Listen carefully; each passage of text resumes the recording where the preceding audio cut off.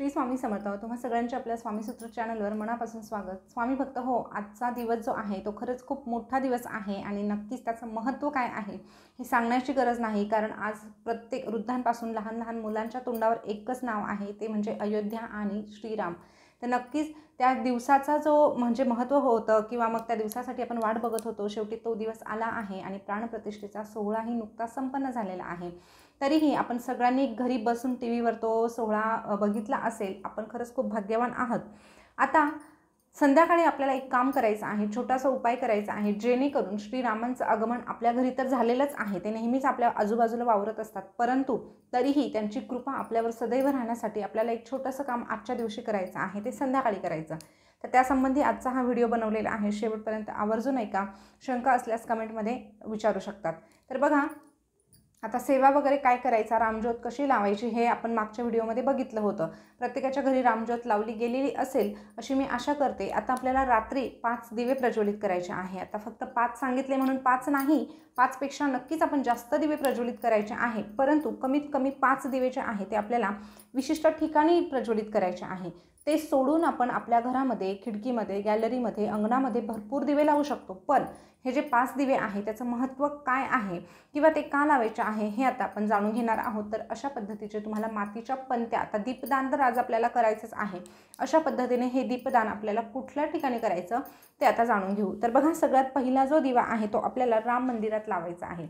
आता राम मंदिर नक्कीच सगळीकडे राम मंदिर सजवलं गेलेलं आहे, त्या ठिकाणी उत्साह जोरात म्हणजे उत्साहाचं वातावरण आहे. तर ह्या राम मंदिरामध्ये आपल्याला एक दिवा प्रज्वलित करायचा आहे, तो त्या ठिकाणी दान करून द्यायचा आहे. तिथे जायचं आहे, तिथे हा दिवा प्रज्वलित करून घरी यायचा आहे. आता तुपाचा दिवा लावा किंवा तुम्ही तेलाचाही दिवा लावू शकतात.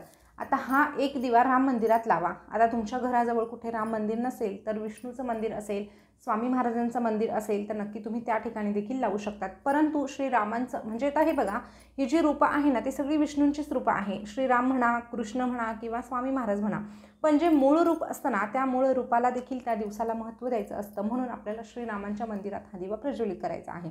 नसेल तर मग आपण स्वामींच्या मंदिरात नक्कीच लावू शकतो. यानंतरचा दुसरा दिवा लावायचा आहे तो हनुमानाच्या मंदिरात. आता असं एकही गाव नाही जिथे हनुमानाचं मंदिर नाही. तुम्हाला त्या ठिकाणी श्रीरामांचं मंदिर बघायला मिळणार नाही, परंतु हनुमानाचं मंदिर मात्र प्रत्येक गावामध्ये असतं, म्हणजे असतंच. तर तुम्हाला हनुमानाच्या मंदिरात देखील एक दिवा प्रज्वलित करायचा आहे.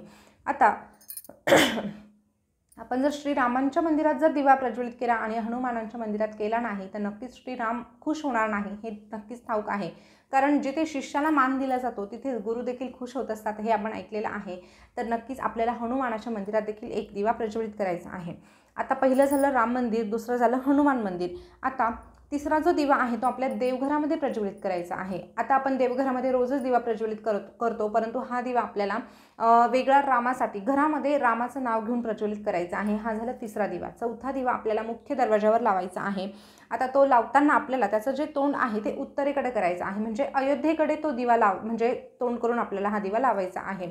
अशा पद्धतीने हा चौथा दिवा लावायचा. आणि 5वा दिवा आपण तुळशीजवळ लावायचा आहे. तुळशीजवळ आपण असंही दिवा लावतो. अशा पद्धतीने हे 5 दिवे आपल्याला कंपल्सरी लावायचेच आहे. या व्यतिरिक्त तुम्ही अजून दिवे प्रज्वलित नक्कीच करू शकतात. पण हे दिवे लावत असताना आपल्याला ह्या दिव्यामध्ये काही एक वस्तू टाकायची आहे, जेणेकरून श्रीरामांची कृपा आपल्यावर सदैव राहणार आहे. तर त्यामध्ये थोड्याशा पिवळ्या अक्षता टाकायच्या आहे. आता ह्या अक्षता घेताना अखंड तांदूळ असायला हवे, तुटके फुटके घेऊ नका. अखंड जे तांदूळ असतात ते घ्यायचे आहे, ते थोडेसे हळदीने पिवळे करायचे आणि यातले थोडे थोडे दाणे आपल्याला प्रत्येक दिव्यामध्ये टाकायचे आहे. अशा पद्धतीने हा दिवा आपल्याला प्रज्वलित करायचा आहे.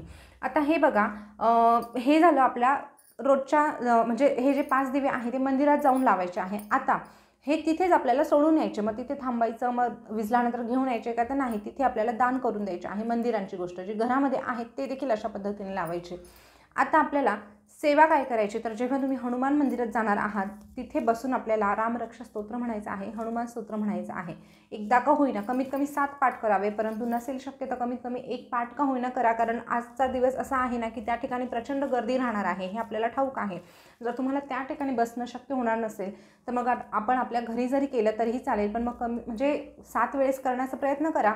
नसेल तर मग कमीत कमी 1 वेळेस का होईना रामरक्षा आणि हनुमान चालीसा आपल्याला म्हणायचीच आहे. अशा पद्धतीने ही सेवा आजच्या दिवशी आपल्याला श्रीरामांच्या चरणी अर्पण करायचे आहे। नित्यसेवेमध्ये सगळं काही दिलेलं आहे।